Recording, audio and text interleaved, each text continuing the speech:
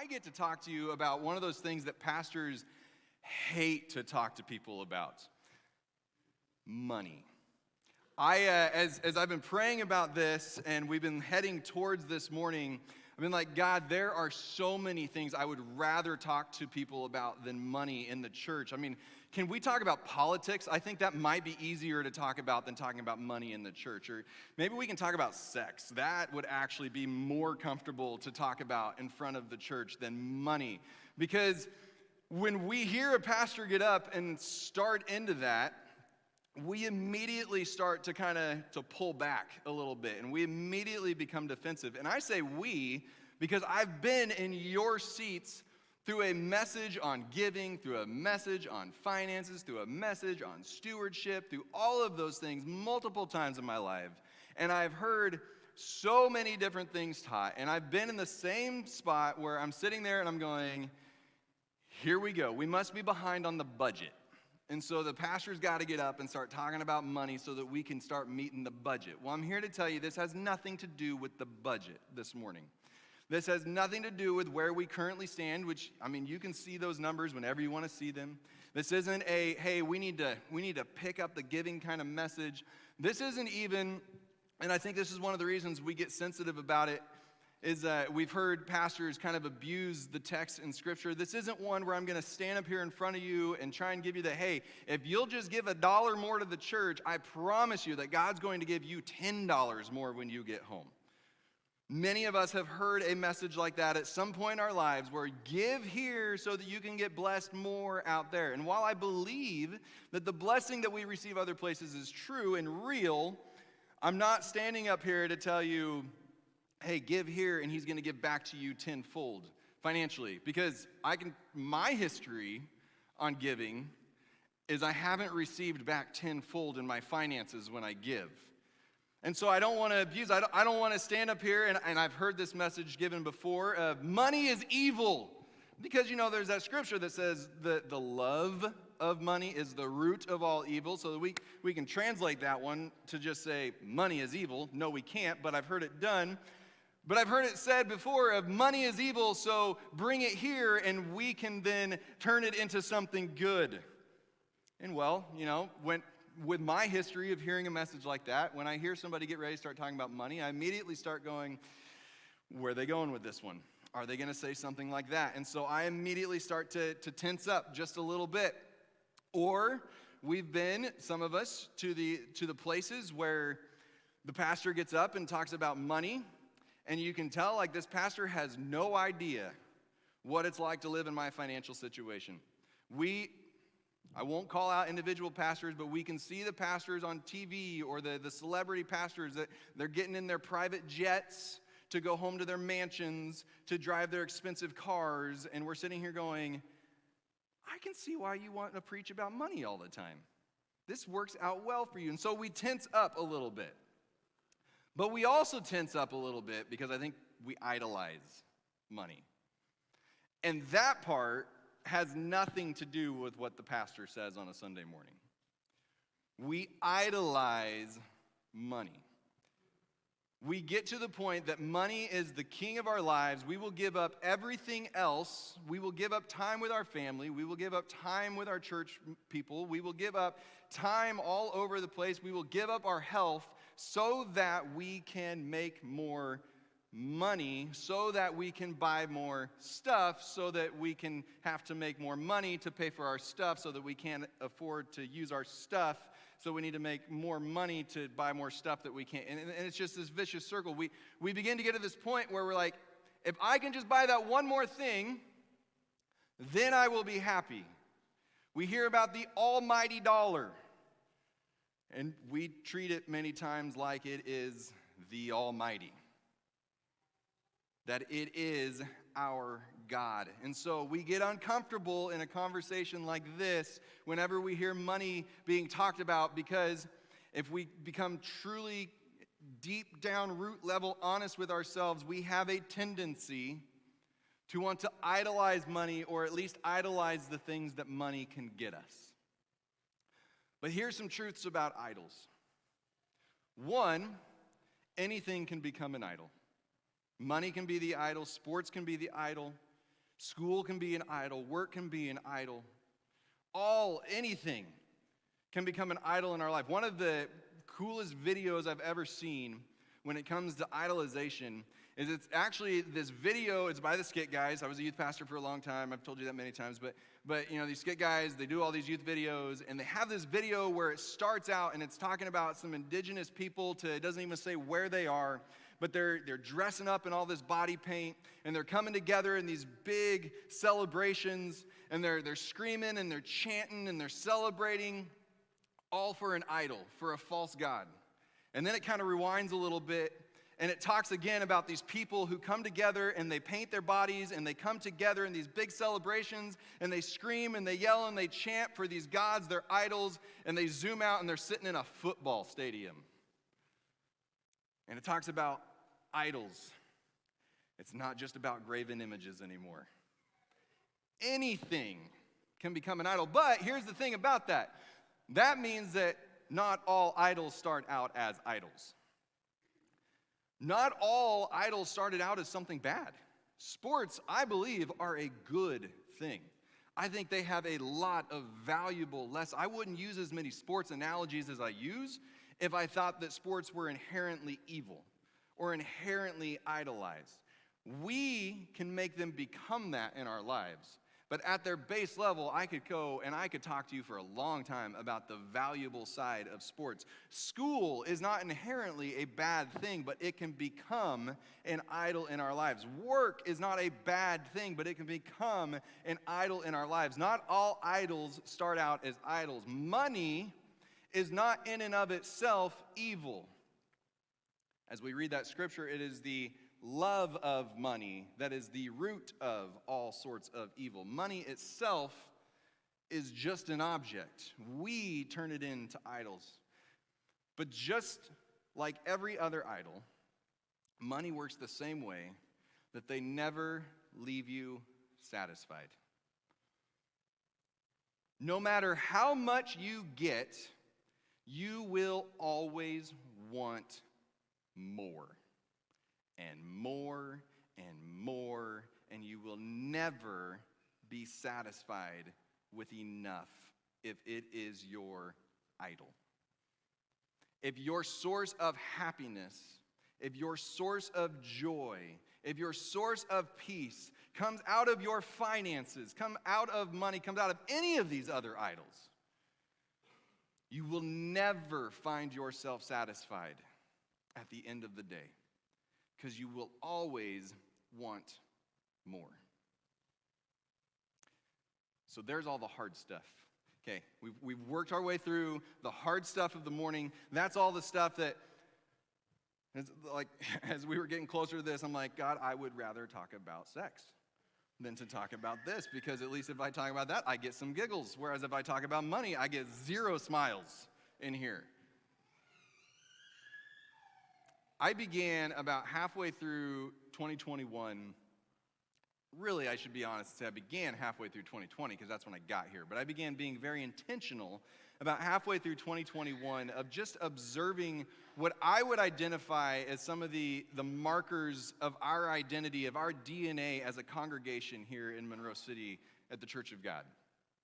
And we've started to kind of walk through some of those things. I sent out a survey to our board. I sent out a survey to our staff, trying to get their thoughts of, do you see these same things that I see, or is this just my mind making things up? Would you say this is an identity marker of us? Would you say this is an area that we could work harder at? Or would you say this is just kind of one of those, yeah, we know we should be that, but man, we don't even get close to that. And I sent about 8 or 9 things out. These are things that I've kind of observed, and I would love your feedback. And some of them I got this is absolutely, you nailed it. We knocked this one out of the park. We had some that came back that they were it's definitely something we find important, and we're okay at it. But I think if you walked in, you would struggle to see it. And then there were some that are no, we know we need that, but you would never know that it was something that was important to us. We say it's important to us, but you would never know it. And so I'm not going to tell you which ones came back with which answers, but we started to walk through some of those. When we talked about dangerous prayers, That was partially because one of the things that I have seen in being here for almost 2 years now is that prayer is an important part of the life of many people in this congregation. And as a whole, it is an important part of the congregation. And so we spent some time and we talked about why. What is the value of prayer and how do we go about doing it?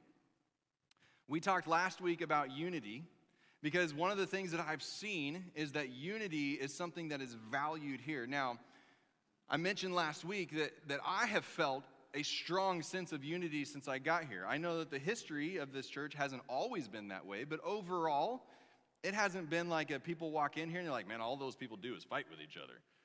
So it's been an identity marker, even if it's one of those that we could sometimes work a little bit harder on. Well, one of the other things I've seen, I'm not going to tell you what all the other ones were yet. We're going to continue to walk through those. But one of the other things that I've seen is that this is a very giving church. This is a very giving group of people. And when I say giving, I mean a couple different things by that. That one of them is that this is a group of people who give in a manner of obedience very well. What do I mean by obedience? Every Sunday morning, and actually with the way things work now, it's all week long because there's giving online. But every Sunday morning and then throughout the week, this church has had a history of, in my time here and what I'm told before my time here, of giving through tithes. We have a box in the back. It's this week replaced the bowls that have been in the back, the offering plates. We have a box in the back where tithes are brought together. And then you can give online throughout the week. In the middle of a pandemic in 2020, there was an aggressive, that's the word I've used, aggressive not in the sense of cruel, but aggressive is in the sense of like, hey, we're jumping out on a limb here, we're taking a risk, budget put forth at the beginning of 2020. And then the world just went, and everything fell out, and churches all over began to panic at what this was going to do to the giving. Are people still going to tithe? They're not coming into the building. They're not going to take the time to tithe. And so churches started just slashing budgets left and right. They started laying people off. They started figuring out everything they could do to make sure that people knew, hey, you can still give. You can still tithe in the midst of all this. I'm not going to say that we didn't do anything to get the word out there, that there were still ways to tithe in the midst of not being able to meet together. But I will say that we did very little. We didn't, and at that point, up until July of 2020, I wasn't here, but I was having some phone calls, some Zoom calls with the staff, and, we were talking about a lot of different things and preparing for when I was going to get here and all that type of stuff.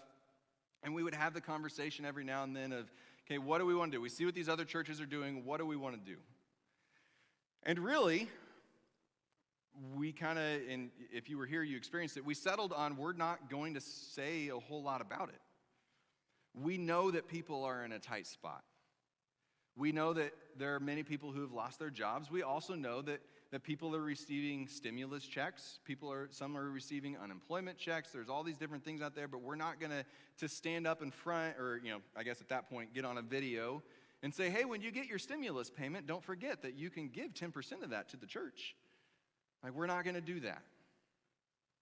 And we're not going to make this big push throughout this.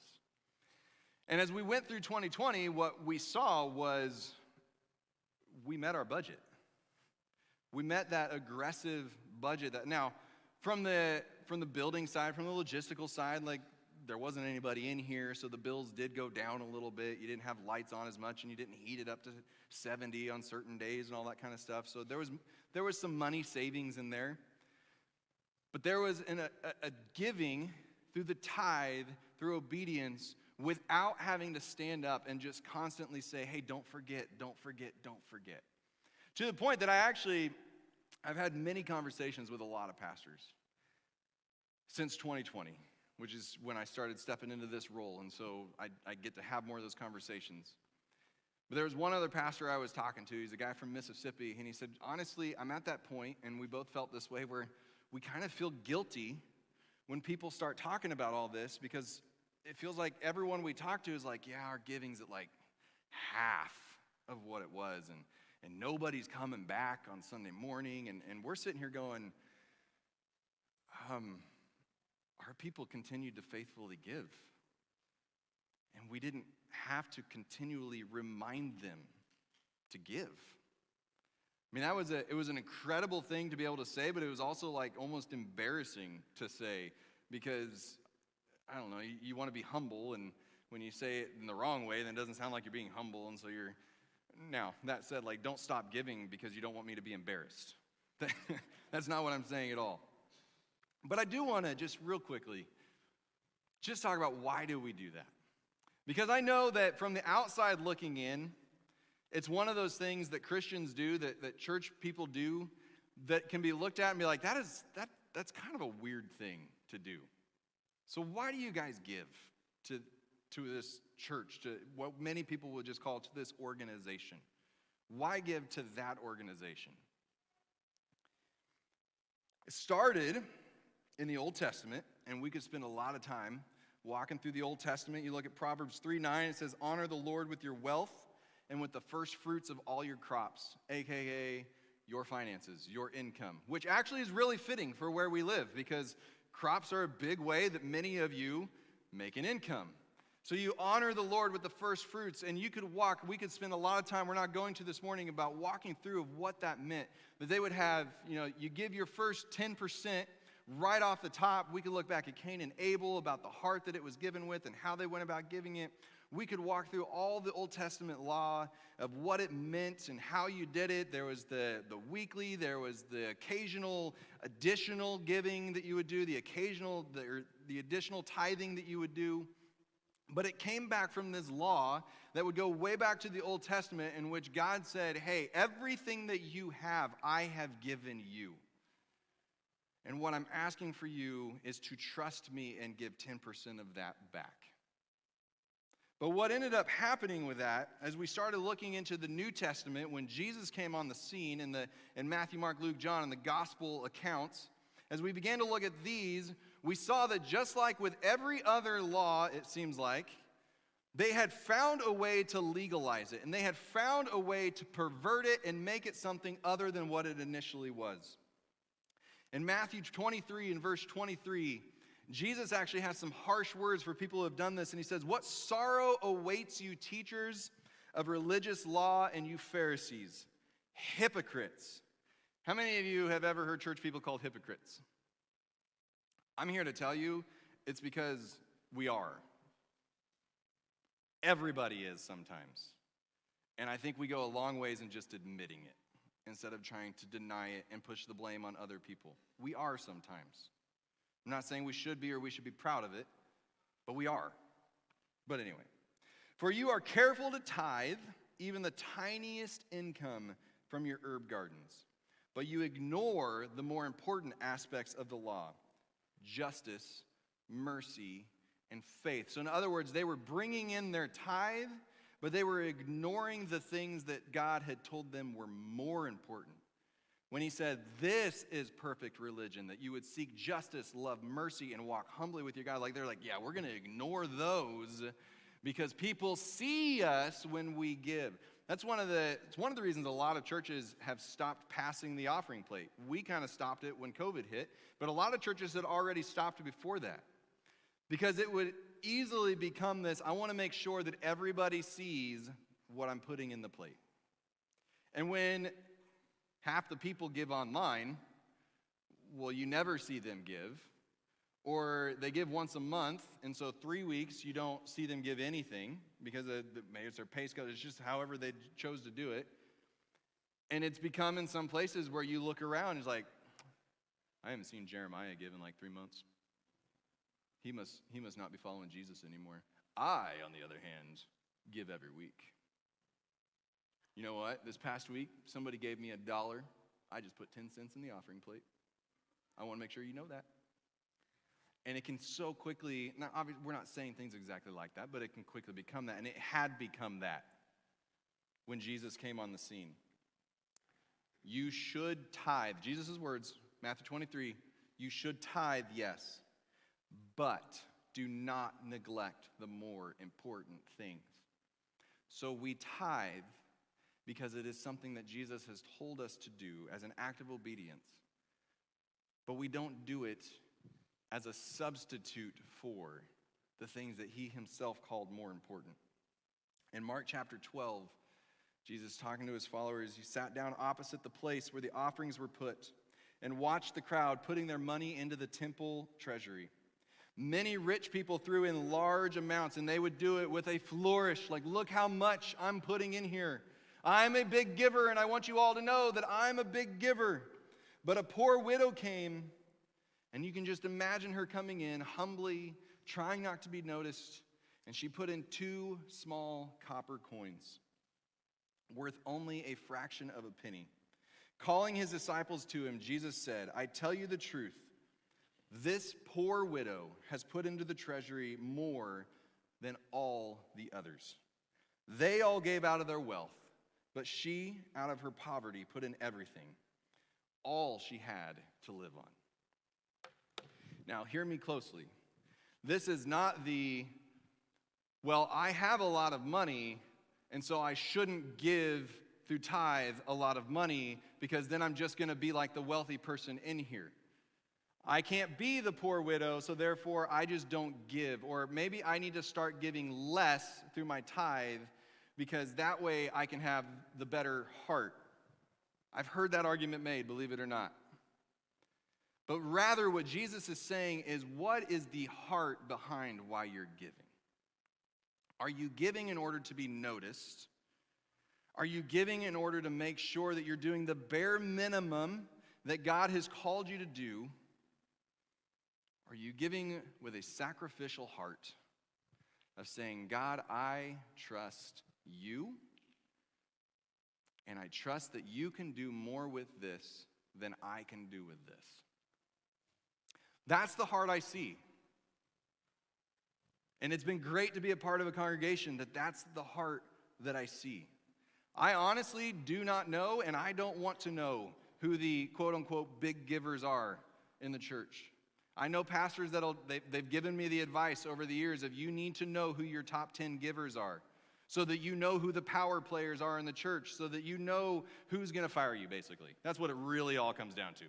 Who's going to make sure you get paid, and then who's going to fire you if you don't do what they want.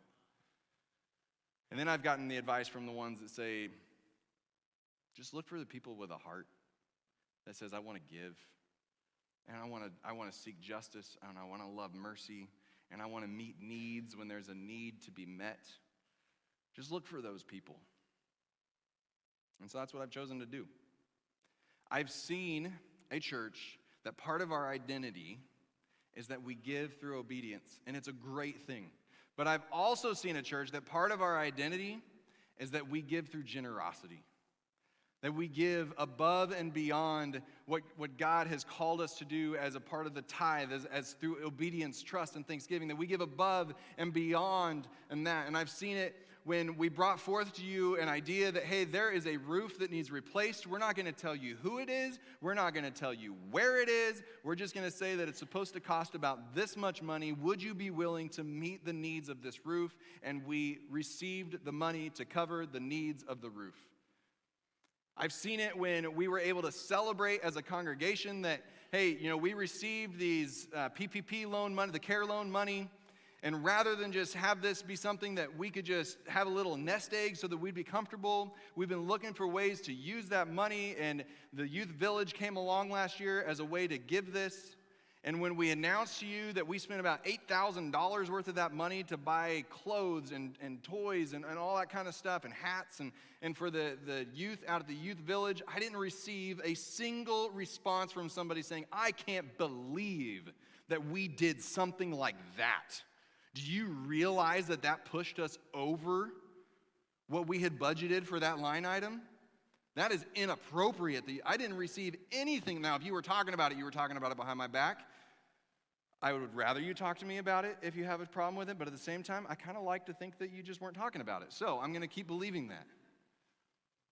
I've seen that. I've seen as we brought in different organizations last year and we celebrated how we've been able to give to them through our, what we call our 1%, which is actually at 1.5% of our budget now, of all giving that comes in, we give to organizations in our area that we just write them a check.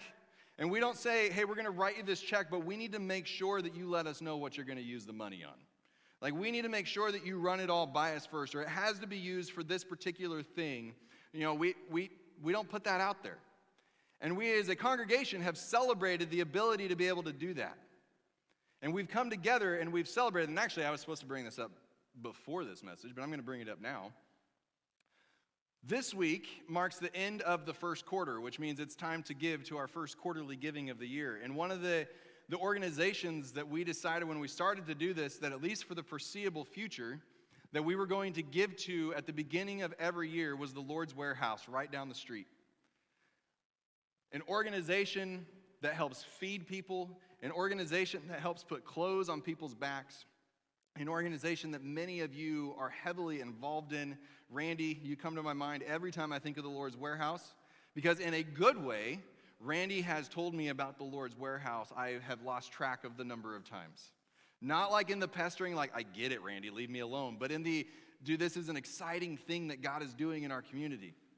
And so it used to be that we budgeted $1,000 to give to the Lord's Warehouse, and then we changed it up a little bit. And this week, we wrote a check, or we will write a check, I should say we haven't written it yet, for $1,900 something to the Lord's Warehouse. You should clap at that one.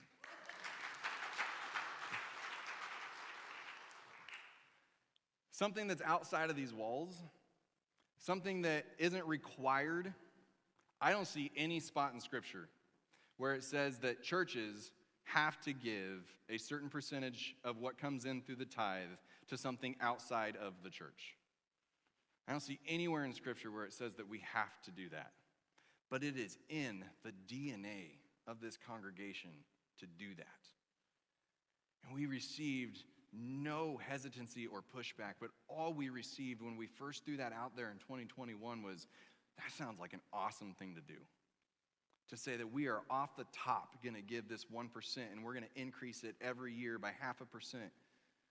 And we're just going to give that, no strings attached, to different organizations.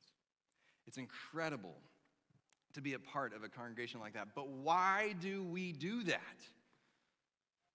I don't think it's just, well, I hope it's not anyway. It's not for me, and I don't sense that it is for you either, that it's so that we can pat ourselves on the back and say, aren't we such good people? We give our money to other people. And we want you all to know that we give. The only reason I stand before you and say it is because you need to know it. Like, I'm not interested in broadcasting it out to the entire world. Like, hey, there's a congregation in southern Indiana that gives their money to other people. They are so good and they are so awesome. It's not so that we can make that big deal out of it. It's because you deserve to know what's going on with the money that you are bringing in as a tithe. In Acts chapter 20, we read, "In everything I did, I showed you that by this kind of hard work, we must help the weak, remembering the words the Lord Jesus himself said." And here's why we give above and beyond. It is more blessed to give than to receive, because we believe those words to be true. We're not giving so that we can feel better, so that we can receive the blessing. We give because we believe his words that it's better to give it than to receive it. I could pull out some studies for you. I'm not going to. I could pull out some studies for you that show that there's an actual dopamine hit, like the excitement stuff inside your body. Like, there is a little hit of that when you give. And I mean, you get a little bit of a hit of that when you receive something, but it wears off so much faster than the one that you receive when you give, because it is built inside of us by our Creator that it is better to give than to receive. In Luke chapter 6, Jesus says, "Give, and it will be given to you.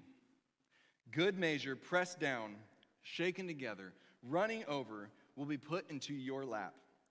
For with the measure that you use, it will be measured back to you."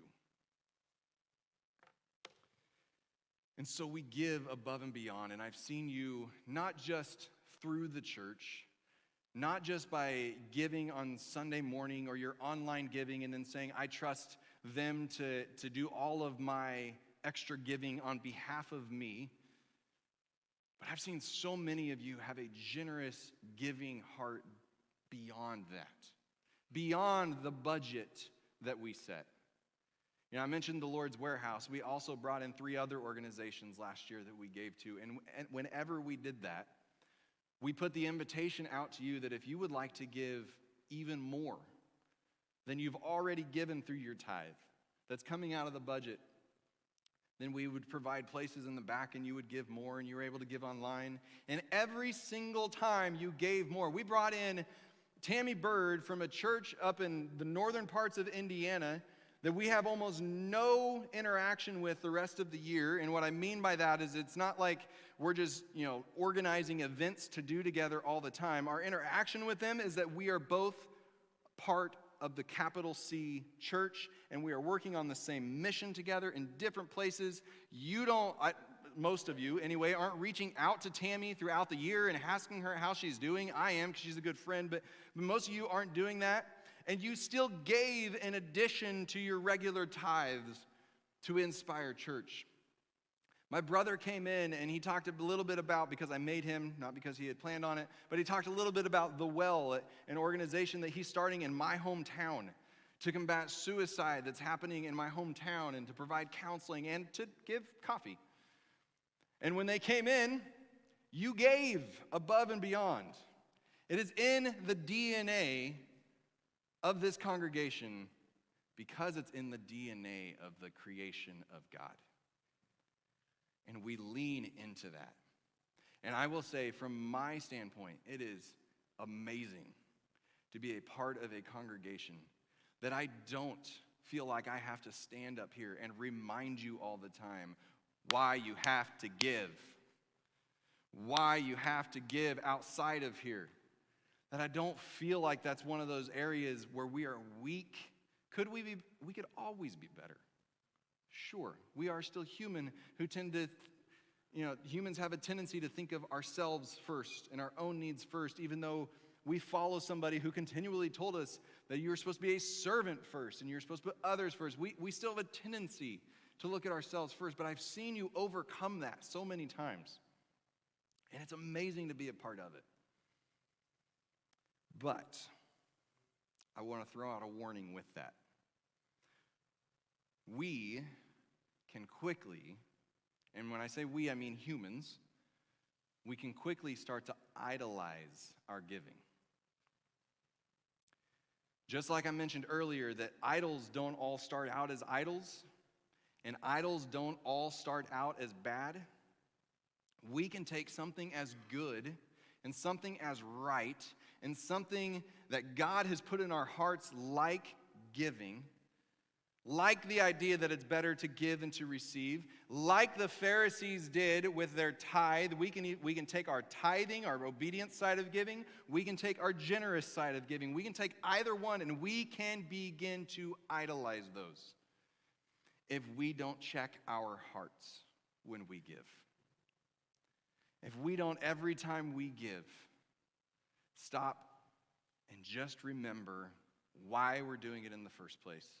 We can quickly get to the point where we go, I'm going to put this in here. Hey, everybody, I'm putting some money in the box. Pay attention to me. I'm putting money in Pastor Justin asked to give a little extra this week, so I'm giving a little extra. Just want to make sure you all notice. We can get there. Or we can get to the point that we only give because we feel like we're supposed to give. And Jesus said, I don't even want you to give at that point. Your sacrifices mean nothing to me if your heart isn't where it's supposed to be. So don't think you're buying your way into heaven by giving. Don't think you're buying your salvation. That's not how it works. Unchecked hearts can quickly idolize giving, but checked hearts, obedient hearts, generous hearts will find blessing. I'm not going to stand up here and say that blessing is that you are going to receive tenfold what it is that you were given. I'm not going to stand up here and say that if you tithe this morning, that when you go out later today, you are all of a sudden going to be given $100 by some random person. Or you're going to get a raise at work if you are obedient and you tithe here on Sunday morning. Or if in just a little while when I mention, again, because I'm going to mention it now too, so see how I'm doing that, that you can give a little extra to the Lord's warehouse this morning if you would like to. I'm not going to say that if you do those things that it's going to come back as a financial blessing. I've heard it said. I've heard the 1090 plans and the 10-10-80 plans and all those different types of things. I'm not going to make any of those promises to you, but what I will promise you is that if your heart is where it is supposed to be when you give, that God will find a way to bless you, that you will have a different type of contentment and satisfaction than you would have by idolizing money. If you instead come in with an obedient and a generous heart, that you will be blessed in some way or another. That's as far as I'm going to go. I'm not going to tell you what kind of blessing it's going to be. I can tell you in my own personal walk, I have gone through the days where I had nothing. I've gone through the college years where I didn't feel like I had anything to put in. And because my parents taught me that tithe is important, I continued to tithe. And one of the things that I never felt during that time was that God had abandoned me or that I couldn't tithe. I sometimes told myself that it was going to be difficult to tithe,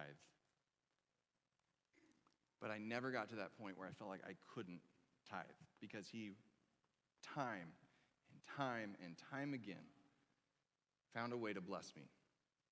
Not always through money, but he found a way to bless me because that's who he is and that's what he does. As the team comes up, I want to tell you about these envelopes that you received this morning. And many of you have already guessed what they are. Many of you have held them up to the light, and you can kind of see what's inside of them. I didn't spend the extra money to go buy the security envelopes so that you couldn't look inside. And truly, the young people that I had putting them together got tired of licking them, so we just finally started putting tape on some of them. So some of you may have already peeked and cheated anyway. If you didn't receive one of these, if you'll put your hand up, Courtney will bring one to you. But we've decided that this morning we're going to put our money where our mouth is. And as I am, up here talking to you about giving through obedience and giving through generosity, we are going to do the same thing, but we're going to do the same thing through you. This is not, I know some of you received it, and mostly younger people got it in your hand and went, woohoo, sweet. Sorry, this isn't for you. Many of you have already guessed what it's for, and I'm perfectly fine with that. I know I'm not that creative. We've got one right over here, one in the back there. I'm not that incredibly creative. But what I would invite you to do, so let me back up just a second. What we have done is I mentioned that we received those care loans, and we never had to use all of them. And we've kind of been chipping away at them a little bit, and we've been looking for different ways that we can use that money to be a blessing outside of these walls. Well, I'm inviting you on that journey with us. So in every single envelope out here, there's some money in it. It's a different amount of money for different envelopes. You might open it up and you might find one of the bigger bills, or you might open it up and you might find one of the smaller bills. But what I want to invite you to do with that, I can't force you to do it. I can't force you not to just put it in your pocket. I'm praying that you won't put it in your pocket. What I want to invite you to do is to look for how you can bless somebody else with whatever is in your envelope. I don't have a lot of ground rules for you. One of them that I would give you is if you decide to go out to eat today, don't use this money to pay for your meal, because that's not blessing them. That's having them serve you and then you giving them money for serving you. Don't use this money to give your tip unless you're making your tip a lot bigger that day, above and beyond what you would have already given with it. Don't leave the piece of paper with your money. This is not the, hey, we want to give you a tract while we're giving you whatever blessing it is. Really, those are the ground rules. It's not just about the restaurants. It's about, don't just use this to replace what you would have done anyway. Do this in addition to. And I would love, we don't have some cool online way for you to do this, but I'd love to hear how God used you to bless others through this? I just think those would be some cool stories to hear. Not because we need them in order to feel validated for using this much cash, but because I think if we can share stories like that, we begin to see that it really is better to give than to receive. And we wanted to get you started on it. If it's something that you've struggled with, call this your seed money at blessing other people. If it's something that is already a part of your DNA, call this just a little bit extra as to what you would normally do anyway. For those of you with kids, this is the last thing I'm going to say. For those of you with kids, we did not give them an envelope when they walked in because we didn't want them to lose it when they went to MC Kids. That is not because we don't want them to participate. So if you have kids here today, we'll actually have some of these at the back, and I would love it if you would grab one for each of the kids that you have with you and then walk them through what it is that this is all about. I truly believe, and I'm truly excited by the fact that this is part of who we are. But I do not want us to get to the point that this becomes an idol in our personal lives or an idol in our life as a church. That we get so wrapped up in being known as this that we stop focusing on the mission as to why we do it. Seek justice, love mercy, walk humbly. That's what he put above it. But he did say that this is important. Would you join us this week as we give with an obedient and a generous heart?